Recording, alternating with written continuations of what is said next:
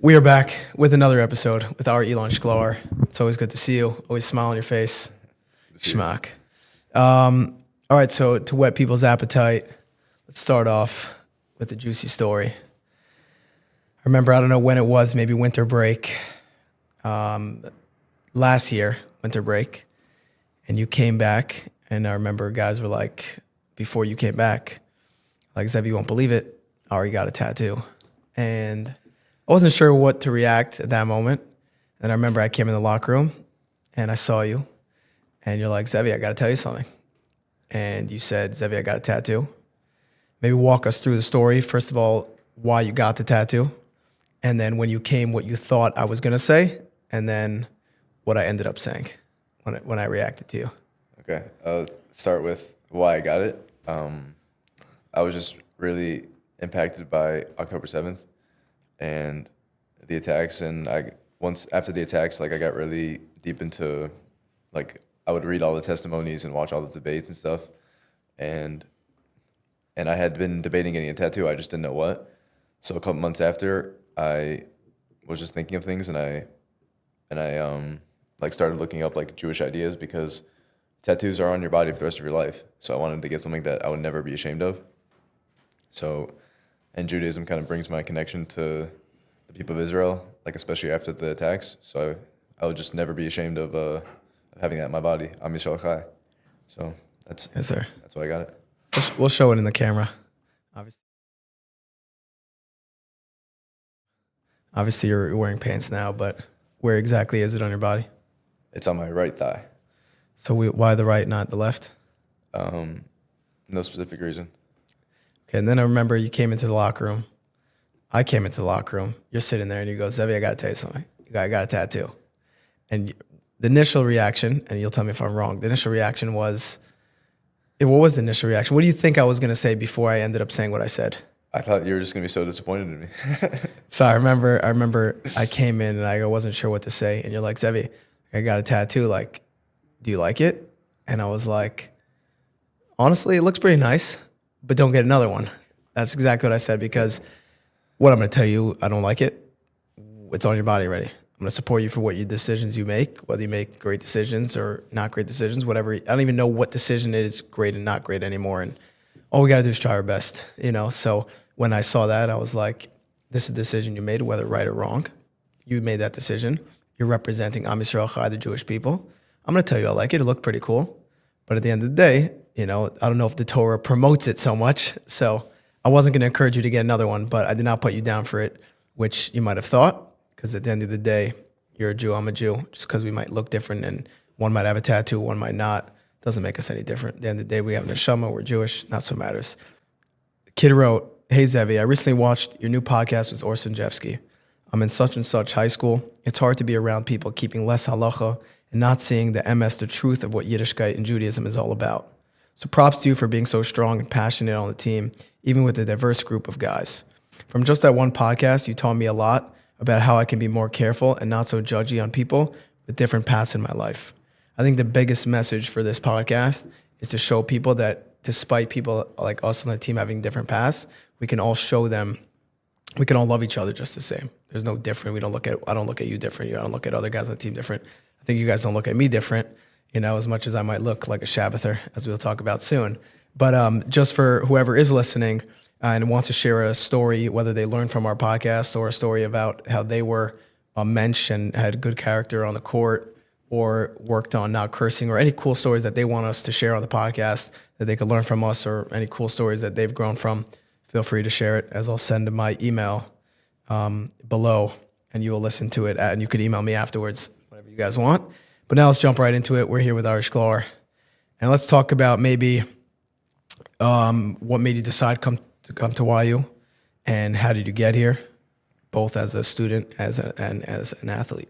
All right. So as some of the viewers may not know, I'm from Myrtle Beach, South Carolina, and I did not know what Yeshiva University was before I started looking into getting recruited by Elliott Steinmetz. And I just would have went anywhere in America to play college basketball. And after my senior year, I was just emailing thousands and thousands of coaches. And that was when Ryan Terrell's senior season ended, and they had gone on the 50-game win streak, and it was all over like these ESPN videos and stuff like that. And my friends at my high school, who, mind you, weren't Jewish, like would show me, and I was the only Jewish kid in my high school, and they would all show me these videos like, this is a Jewish college, like you could play here, like as kind of like a joke, kind of not. They were just so amazed. Like I was amazed too. I was like, this is a Jewish college basketball team. This is so different. And so I was like, okay, well, I'll give it a try. And I reached out to, and Coach knows this story also. I reached out to him, and I sent him my film and everything. He doesn't answer for a while. And then I was with one of my friends. I'll shout out his name at the end. My friend from high school, and I was like, yeah, I reached out to the coach. He didn't answer. And he's like, maybe just tell him you're Jewish, like just in case he doesn't know, because if you probably can't get into the school if you're not Jewish. So I was like, dude, what are you talking about? My name's Ari. That's like kind of a Jewish name. He's like, just do it. And I was like, okay, fine. So I said, hey, coach, I don't know if you've had a chance to watch my film or anything, but I just wanted to let you know, like, if you didn't know, I'm Jewish. And then 3 minutes later, he answers and says, okay, thank you for letting me know. Let's talk. I've watched your video or whatever. Let's talk on Sunday. And then we talked, and he was like, I want you to come. And I was like, okay, I'm in. That's awesome.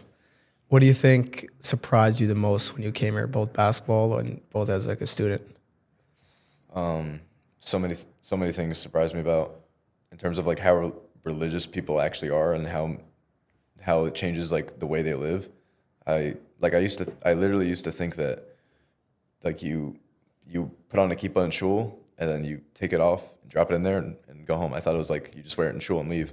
And when I took my visit a month before my high school graduation, I took my visit when I met Elliot and like I met some of the guys that are already on the team.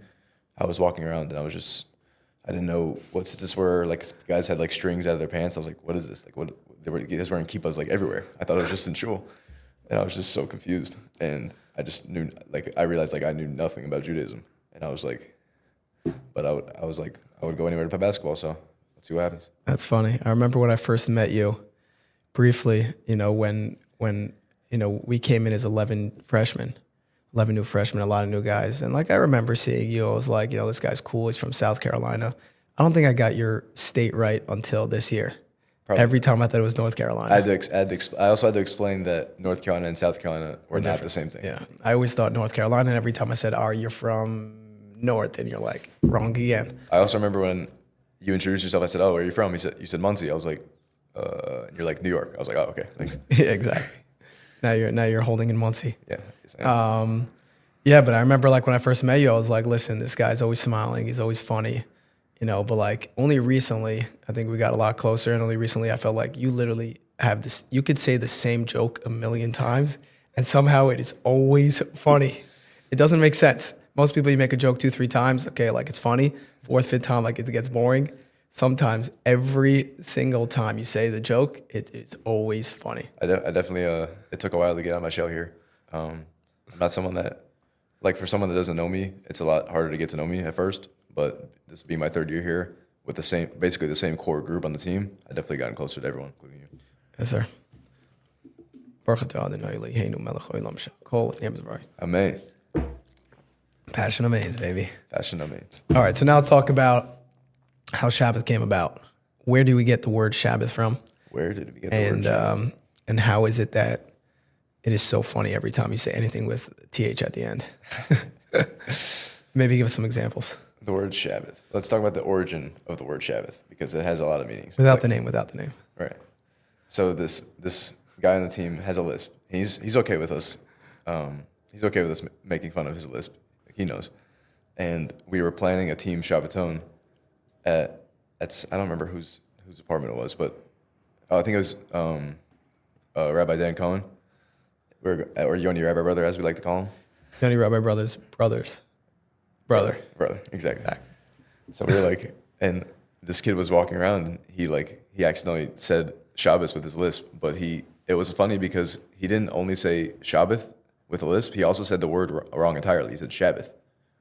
So we just started saying Shabbath to make fun of him, and then this year, Shabbath also became not only the term for Shabbos, but it also became an adjective of like kosher food, like, oh, Shabbath food, or like we'd see like Shabbathers. Like if you keep Shabbos, then you're a Shabbather.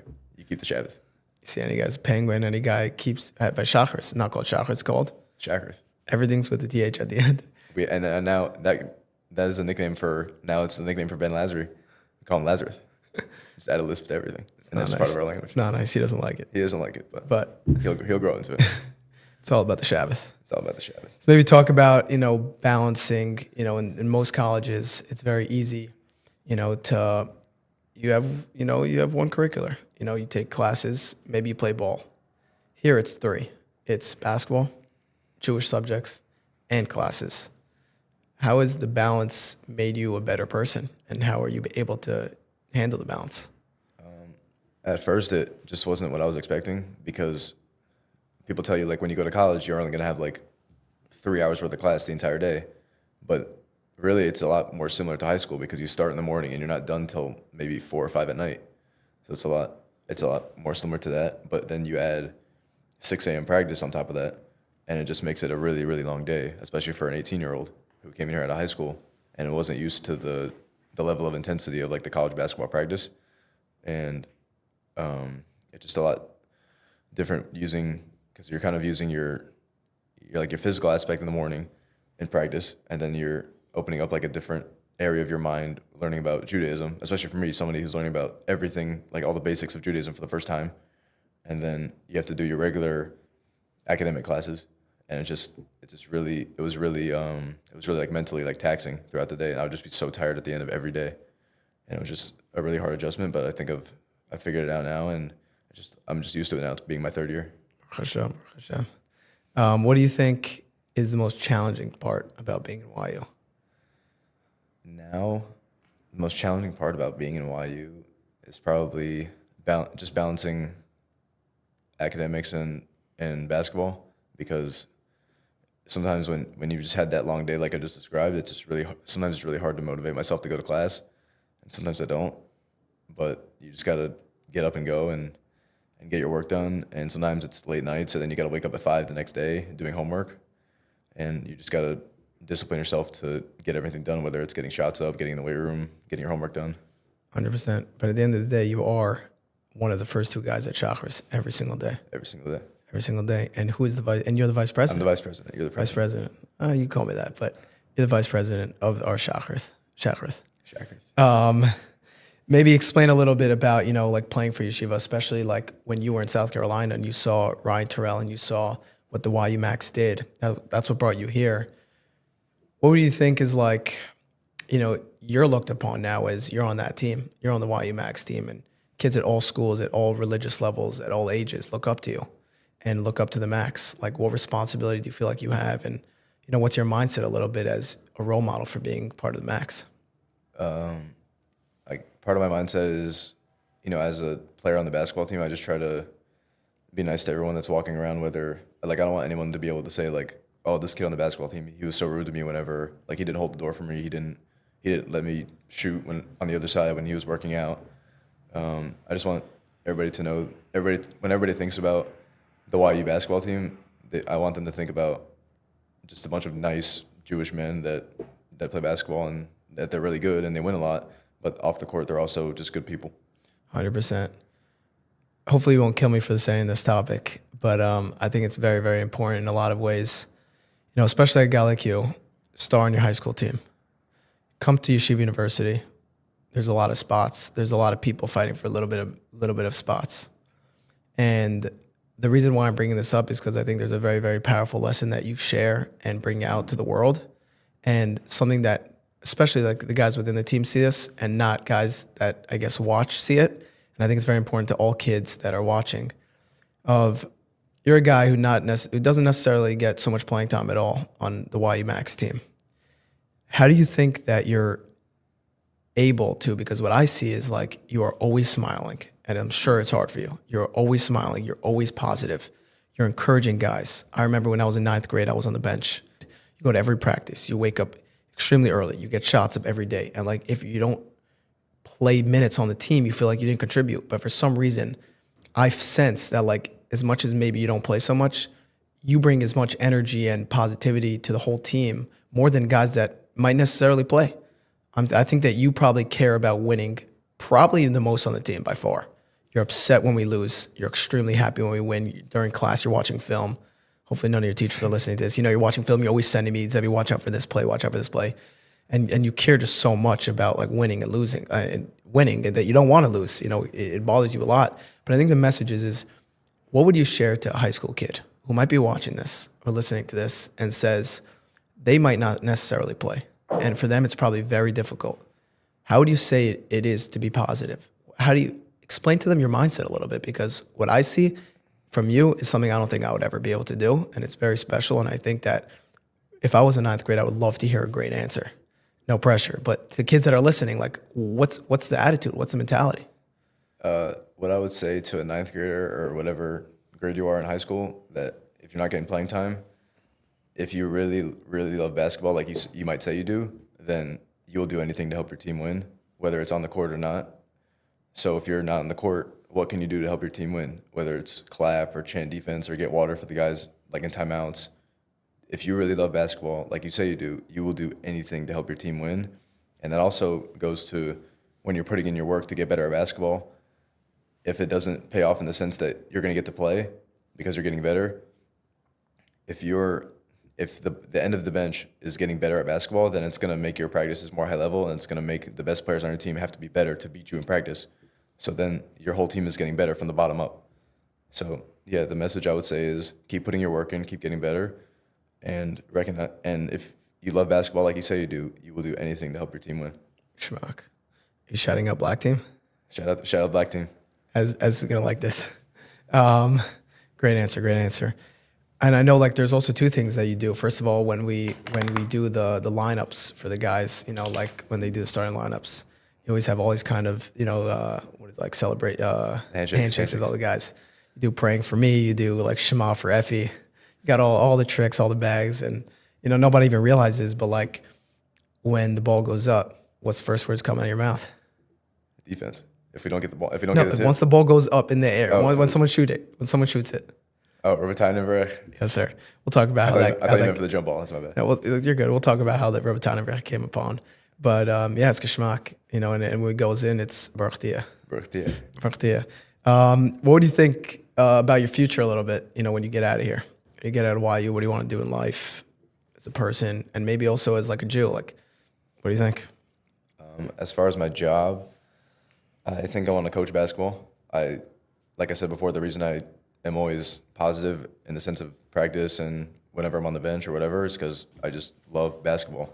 And yeah, I think I want to coach college basketball. I haven't decided where I want to live yet, even though Muncie, either Muncie or Teaneck. We'll see. I would like to live in a Jewish community, as happy as I know that will make you.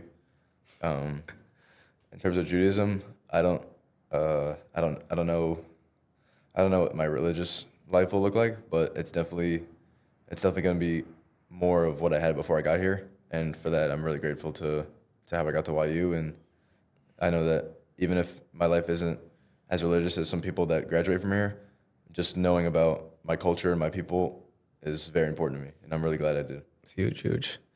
All right, so a small topic I remember I shared with Orr on the last podcast about his girlfriend. Very, very short. I don't know how much you like to talk about it, but I remember you were the story that I said that there was another guy on the team that, didn't tell me anything. And I remember I ripped on you to shreds. Usually I don't force you to do anything. I don't rip anyone to shreds. I don't tell anyone on the team what they're doing is wrong. It's not my place. When it came to a Jewish girlfriend versus not Jewish girlfriend, I ripped you guys to shreds. And I remember I came out at you hard. I was like, Ari, you can't. And you're like, yeah, but like, you're in love with someone. What do you mean you can't? Like, you're just going to break it off because you were dating before you came to YU. And now once you come to YU, all of a sudden you're more religious and you recognize that you're Jewish and you can't date a non-Jew. And all of a sudden it's like, now I have to break up. Like, makes no sense. I remember I ripped you to shreds. I get a call a week later, obviously not from you, from guys on the team, says, Zevi, Ari's not together anymore. I'm like, what do you mean? He goes, like, he's actually not together. I'm like, I've been dominating for so long, and he knows I was dominating for him to break up. And then it was just crazy. Like that week, you were like, Shem answered your tefillas. Yeah. So I guess it was crazy, but we moved on from there, and B'ezrat Hashem, only a Jewish girl from here. So you could raise Jewish kids, Jewish family, and live in Teaneck or Muncie. What would you define, and when you walk out of here, you look back on your past 4 years, what would you say is like, I had a successful 4 years? Both in basketball, in life, as a person, as a Jew. Start off 2 back-to-back Skyline Conference championships. Hopefully a national champion. Hopefully 2 national championships also. Yes, sir. A degree. Hope I pass my classes. And then just, I hope I'm able to raise a happy and healthy Jewish family, and lead that household. And yeah, that's it. It's geschmack. What do you think is like one lesson that you learned, either from a teammate, a coach, a teacher, that like stood out to you so far? Yeah. Just to, I don't remember which. It was one of our coaches. I think it was our head coach, Elliot Steinmetz. He said like once he was explaining that all the team Shabbaths together, and when he was talking about that in terms of the team activities, he said in Chicago, I think our freshman year, we'd spent a Shabbath there, and he said like when this is gone, it's gone. Like the team, we only have 4 years here, or 3 years if you went to Israel, whatever. So, and when it's gone, it's gone. And that just resonated with me because we have to cherish everything that we do as a team together. And especially for me, who most of my friends are on the basketball team, that's why I come to everything, every team chill. I'm always there. And I just cherish every team activity that we do because like Elliot said, when it's gone, it's gone. And the aspect of being on the basketball team and then doing things together from that, you can't get it back after we're done. It's beautiful. You remember that from 2 years ago. I don't remember that. But that's great. I guess a very deep question. What do you think, what do you hope to be remembered by, number one, when you leave YU? I know you touched upon it a little bit, but number one, when you leave YU, most importantly, at the end of your life, what do you want to be remembered as, our Elon Shkylar? I'll start with YU. As a basketball player, I hope I'm remembered as someone that was a competitor, who would do anything to win, who I hope that nobody ever questions my work ethic, and someone that was just like you said, just a really positive guy and a really good teammate and a really good person. I hope I have made a positive, and I hope I made a positive impact on everybody that I play with and people that watch me play. 100%. And what about in life? I guess more of the same, just someone that cared about others and would help you if you need anything, and someone that worked really, really hard. I think you're definitely on that track, and Hashem should just help you continue to be on that track and just be better and better every day. Remember, I shared yesterday in the locker room before a game against Mount St. Vincent. So the Chavos Halavos teaches, everyone was laughing when I said that. I don't know what they thought I said. They thought you said hummus. Because I said it fast. Chavos Halavos says that in Shar Cheshbon Nefesh, it basically says that he compares notebook to everyday life. And he said that every page is like a new day. Every day is like a new page.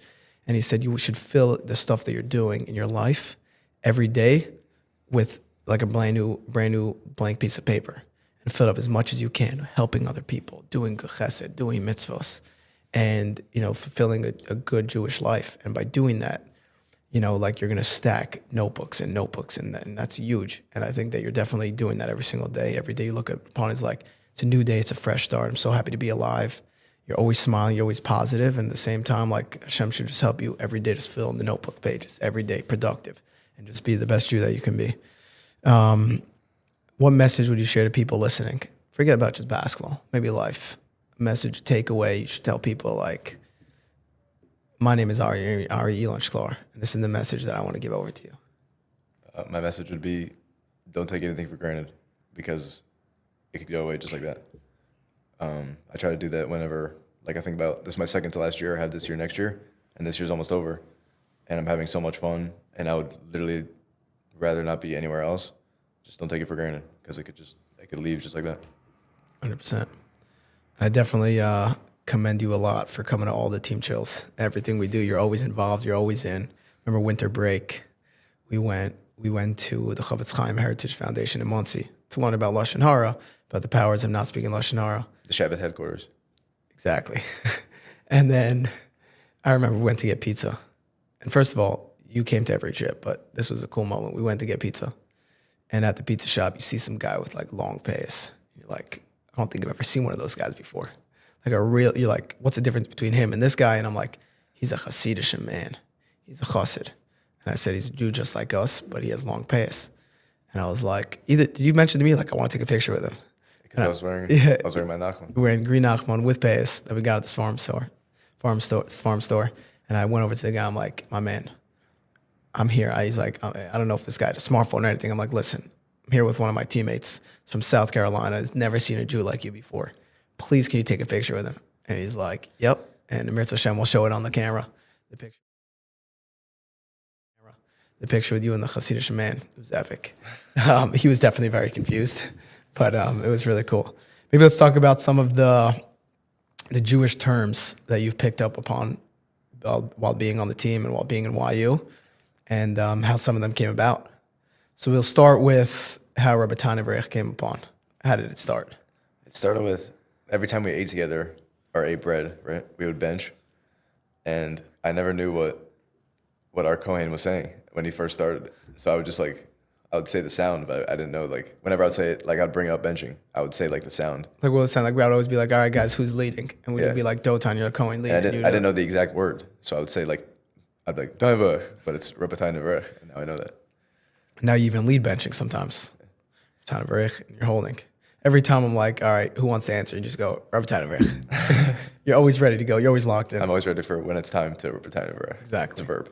Also, for Kaddish, let's share a funny moment. I mean, I wish it was recorded. But yesterday before the game, you get up and you say, tell us what you said, and then what all the Israelis answered.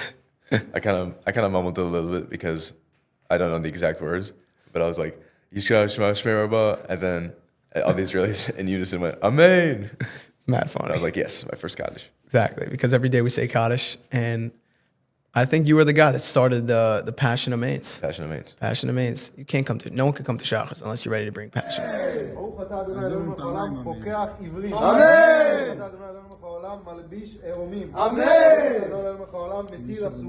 Passion of Mains. That's why we're the best minion in YU. Yes, sir.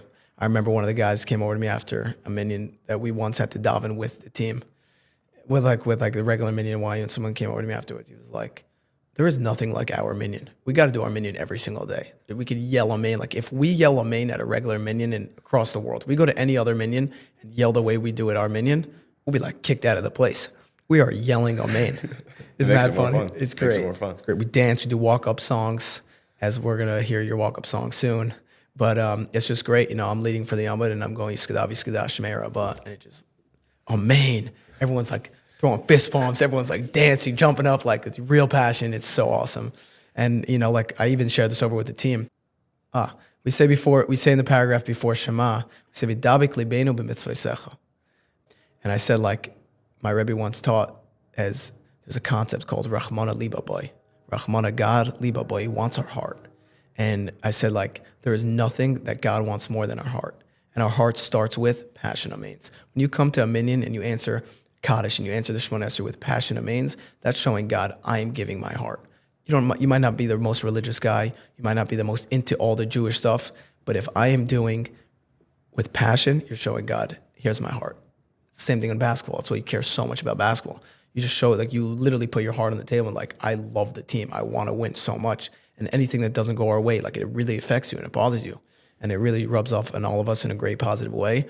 But also in the Yiddishkeit aspect, when you go Amen with passion, I walk out of dining on fire. If no passion Amens, I walk out sad, depressed, I walk out with, after the Shkylar Amens, with passion, fire. If you don't do passion Amens, it just feels like your minion is just something you had to do that just so you could get it done. But now Exactly. If you do passion Amens, everybody just enjoys going. Exactly. And I think that's why you moved up the ranks to vice president, because you've been bringing real passion. Maybe you share with everyone what your job is after each davening. You have a special job. You could pull it out and give us a practice of what it's like. Unless you know it by heart. You probably do. I don't think so. All right. But after davening, you have a special role called? We do Yom Yom. I do the one sentence that I contribute. It's on the new app I got. It's called YidKit. ZEVI introduced it to me. And it's in your which folder? It's in my folder. It's the only app in this folder in my entire phone. It's called Shabbath. It's just one app in the whole folder. And I'll do. Should I do today's Yom Yom? Yep. Yom Yom Ravi, but I say Shabbath. B'Shabbath Shabo hayu elavim omrim beveit hamikdash. Shkoich. And then today you did it, and I said, you're going to have to do it again. And right now I'm going to make you do it again because we need passion. I yelled at you today. You said it. I'm like, Ari, it sounded a little bit sad. We need it one more time with passion. Let it out. So the second time I said, Hayom Yom Ravi B'Shabbath. I screamed it. Shabo hayu elavim omrim beveit hamikdash. Shmak. I said it a lot louder than that, but Shmak. You know, and I remember the funniest moments. I remember like I slowly like taught you more and more words. I was like shkoich, and then like, what do you say after shkoich? I didn't know at first. But then you said, after somebody says shkoich, you have to say baruch tiyeh. So then I remember some of the guys walked into the locker room, and like somebody came over to you and was like, "Yeah, Ari, shkoich," and like you ripped out of no one expected it. Just go, baruch tiyeh. And everybody lost it. It was just like so funny. And like the way that you're able to say it like perfectly. Like most people, like when they hear a new word, they just like say it whenever they feel like. You've been saying it at a perfect timings. It is unbelievable. You know, like what else? You say shkoich, baruch tiyeh, Geschmack. Gewaldig. What else you know? What else I know? I didn't know what a nachman was. You know the brachos of foods. No, hamotzi, the bread. We actually learned different brachas when I was shooting free throws with Effie at the end of practice. Every time I'd make one, you'd say Baruch, and then if you make another one, you'd say Atah, and then you say another one, say Hashem, and then but if you missed one, you went back, you'd have to say Atah again. So you couldn't finish the bracha unless you made however many free throws in a row. How many brachas did you make? We would make one and then switch, and I learned a couple of them. It's geschmack. That's awesome. I remember this past week we had a team Shabbaton. And I think it was like Sunday. We were at like Shachris or something. Or we were at breakfast. And I was like, all right, you want to lead Rabbi Sanavich? And you go. What was the comment you said after the long Shabbaton? I was like, Zev, I'm tired. I fulfilled too many mitzvahs this week. And I was laughing so hard. It's like you just come up with these like crazy comments at the crazy times. Like, who would ever say that? But it's like so funny. It's like, yeah, like I'm not going to put pressure on you. But at the same time, like I ended up making you say it either way. Yeah, I'll get to a point where I don't get tired of it. I just got to build my mitzvah stamina. Exactly. Love it. Maybe we'll do some rapid Q&A. We'll do some questions for the fans. Okay. Number one, what is your jersey number and what size shoe do you wear? My jersey number is 1 and my shoe size is 12. Schmuck. What is your favorite Jewish song? Rachel Amenu by L'chaim OG. Hit it. Chevrolet. Let's go. Let's show the fans what it's all about. And every day before you even play it, we do walk-up songs. If a guy gets an aliyah, we start playing his song. If a guy does Hagba, or we put up his walk-up song. Every guy gets their walk-up song. Chevrolet. Here we go. Put it in feels.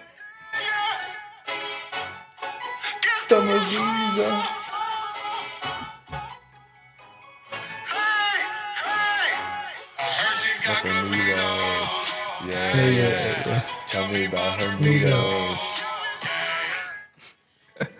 Great song. That's awesome. It's all about the walk-up songs. I have a whole playlist. It's obviously called Shabbath. I didn't know that. And it's all L'chaim OG songs. I didn't know that. It's all the songs for different guys. That's mad funny. What do you think is your favorite kosher food? Your dad's chilling. It's geschmack. It's so good. Mirz Hashem, you'll have it this week. Let's go. Shkylar coming over for Shabbos 2. To Muncie. Let's go. My future home. The place to be. What's your favorite mitzvah? Shachris. Why? Because it's fun with the whole team and we're all doing Passion on Mains. It's my favorite mitzvah. Passion on Mains. Everyone should check us out on Instagram, on YouTube, see all the videos, Meaningful Minute, all the schmuck videos of us dancing, Passion on Mains. There's nothing like it. Now I have to say this because I know you want us to talk about this, and then we'll talk about something powerful lesson, obviously. What's your favorite college team? South Carolina Gamecocks, University of South Carolina. It's crazy because every single day you are wearing everything South Carolina. Somehow you're not right now. Somehow you're not. Today I'm wearing my other favorite college, YU. It's facts. But the craziest part is like I'll see sometimes you wear a T-shirt, South Carolina. A hoodie, South Carolina. Another hoodie, South Carolina. Like 3 hoodies on once. Well, that's just because it's really cold and I'm not used to it. Yeah, but it's 3 South Carolina. It's like, come on. It's just cool to show how much you care about a team. And maybe let's talk about a sick thing that happened with Rough Cement. Maybe walk us through What happened? Ari Shkylar never missed a game in how many years? It's been 15 years. I've 15 watched it years. since I was like 6. I'm 21. 15 years watching every football game. Every football game is on Shabbath. Everyone. Talk about Rabbi SAMET and what happened that one game. This year I went to my Rabbi SAMET. Shout out, best rabbi in NYU, Rabbi SAMET. Moscow. And I was like, Rav, I haven't been so consistent with putting my tefillin on at our Shachris in the morning. But we've won 5 games in a row. South Carolina's won 5 games in a row at this point. We have 1 game left against our rival, and we need to win in order to stay in the running for the playoffs, for the national playoffs. I was like, what should I do? Should I not put on my tefillin this week to keep the luck going, or should I double down on tefillin so God is on our side? And he said, have you put tefillin on even once in the past 5 weeks? And I said, yes, but not so consistently. He's like, okay, good, because if you hadn't been putting it on, I would tell you just don't put it on, which is funny. But he said, no, of course, put it on, double down, let Hashem be on your side. And then and then on Thursday, our last day of Shir before our off day, we don't have class on Fridays. So I was like, Rob, I don't know what else to do to help us win. We needed to win that game, and I was so nervous. And he was like, maybe just keep Shabbos this week.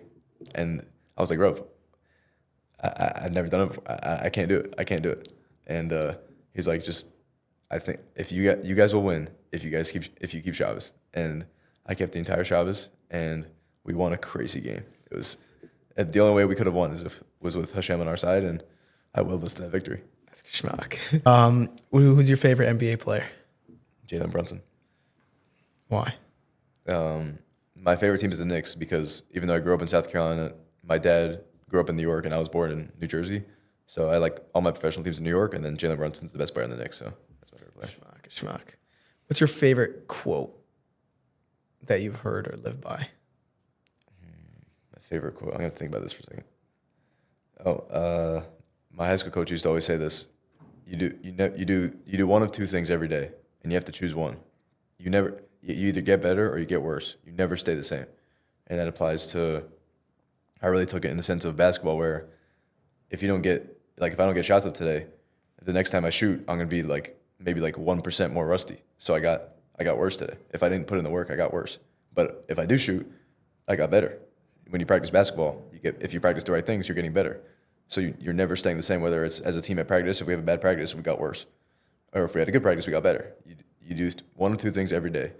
You get better or you get worse, and you can never stay the same. So just try to get better every single day. It's huge. Shout out Coach Tibbetts. Let's go. Maybe give us a few more shout outs. Anybody you want. Anybody I want? Get to work. The friend I mentioned earlier that encouraged me to message Elliot Steinmetz one more time and tell him I'm Jewish, and the reason why he answered, Cam Tibbetts, his son, my best friend from high school. Shout out Cam Tibbetts. Shout out the Black Squad in practice. Shout out the squad that makes us all better. That's right. Shout out Rough Cement. Shout out Max Zackheim for helping me cook up all the guys' nicknames, including Lazarus. And shout out to Orson Jeffsky for helping me bring Shabbath to life. Love it. Obviously, we could go all night, but we have to wrap up, obviously, because we got to go learn right now. We got to go learn and munch. There's nothing better to do that than come closer to Hashem and to do it right now. So with that, Ari Shkylar, Yasher Koyach. All right, we're back with everyone's favorite part of the podcast, the manager segment. Today we have a very special one with my boy Ari Shkylar out here. All right, let's start off with the more serious questions, and then we'll get into the good stuff. So first, I want to know, as you know, the Beyond the Court has been a new thing this season. I want to know what it means to you and how it's really impacted you as a Jew and your experience in YU. It's definitely changed my experience in YU a lot because I never used to do Shachris, as I call it. I never used to do that in the morning. In fact, when I first got to YU in my first year, as I told Zevi before, when I would go up to Ruben into my room, I would pass the Ruben shul, and I would just be so confused on why everybody's just in the same room singing together. I was just what is that? How did it sound though? It's probably very interesting. Yeah, I was just so confused, and I would walk past it and I would just go to my room. I had no idea what was going on, but now we do that every morning together, and I actually understand what's going on. And you actually lead a part of the davening now. A very small sentence, but it's a big piece of that's right. of the Shachris. Okay, now you mentioned ZEVI. I just want to talk a little bit more about ZEVI SAMET as player, role model, and like what he kind of means to you, and if you have any stories about how he's impacted your life as a Jew and YU career. Yeah, ZEVI's just taught me so much about Judaism. It's not really like one specific story. It's more about like when other people ask me like, which rabbi has taught you the most about Judaism, and I just say like it's just really guys on the team that have taught me the most. And ZEVI specifically, he's taught me so much about like just little laws like day in and day out, because I would watch him say a bracha or something, and I'd be like, what does that mean? Or little stuff like that. Or we're on the subway on the way to one of our YU-BDC field trips, and he would teach me something that he's learning on the bus, and I would just be like, what does that mean? And he would teach me something small like that. And over the past 3 years, it just added up so much, and I know so many random things that I would have never known before without him. I mean, yeah, that's amazing. It's definitely the best way to learn also, just like watching someone who knows what they're doing, who loves what they're doing. ZEVI's definitely a great example of that. Now let's get into more of the specifics about the team. So there's a lot of nicknames that go around with the team. We have Ari Shabbath Shkylar. We have the Baseline Bandit from a year ago. We have the Shabbath Grinch. We have many different names. And in the word on the street is that you're actually the mastermind behind a lot of the nicknames, like Fake Joel, Real Joel, Fake Tom, Real Tom. I'm kind of curious how you like get to these names and what the process is, like where they come, shower, whatever it is. I will give a little bit of credit to Max Zackheim, because whenever we first came up with the nicknames that are on our bag tags, we kind of cooked those up together. But when it comes to, like, I'll start with the Tom situation. Tom Beza was here for the past 3 years. He got here the same year I got here. But this year we get Tom Valman coming in, so we already have Tom. So when we describe him to like other people, like after preseason workouts, we're talking about how everything went. We're like, oh yeah, fake Tom. Like he's new. We already had Tom. Yeah. He's real Tom. So you're fake Tom. There definitely can't be two Toms. There can only be one. Obviously. So once Tom Beza graduates, Tom Valman would be promoted to real Tom, and then if they recruit another Tom, he'll be fake Tom. Oh, gotcha. So it's like a long process. It's Right. not just fake Tom, real Tom. It's going on for generations. Yeah. So and then hopefully when I come back to a game, when I'm an alumni, and I'll be watching Tom Valman, he'll tell me that this is now fake Tom if they recruit another. That's like a full circle moment. Exactly. Yeah, And I'll probably cry tears of joy. That would be Yeah. definitely something. So now we spoke a little about Israelis just now. As you know, if you know one thing about Ari Shkylar, he loves the difference between him and like the Israelis. They have different characteristics. They grew up differently. I kind of want to hear you talk a little about that. A lot of funny moments, a lot of new things, like you experienced different things in Judaism for the first time. You also experienced different things in Israeli culture for the first time. I want to hear some good things about that. It's definitely a huge bit with the team about the difference between American and Israeli culture. We like to joke with the Israelis, even though it's obviously not true, that the Israelis grew up in a third world country. We'll see if that one stays in there. And even though it's not true, we like to joke that like a common new bit with us is that Israeli currency is hummus. Like you go up to the ATM in Israel and you like swipe your card and you just hold out your bucket and just hummus. I mean, it's got to be. There's hummus everywhere in Israel. I've just spent 2 years there, so didn't know if it's a currency, but it could be. And because of our team Shabbatons, Dotan has made tahina, and me and Max just call it Israel sauce. That's fair. So hummus isn't the Israel sauce; it's the actual currency, It's the currency that you buy exactly. tahina with. Yes, you can Gotcha, buy Israel okay. sauce with hummus, according to me. Gotcha. According to our exactly. Who knows? Who knows? It could be real. Could be real. You haven't been there since. When was the last time you went to Israel? I went when I was like 5. A lot changes from the age of 5, so it could be different now. I don't remember much, but when I go back, I'm definitely gonna try to buy something with pint.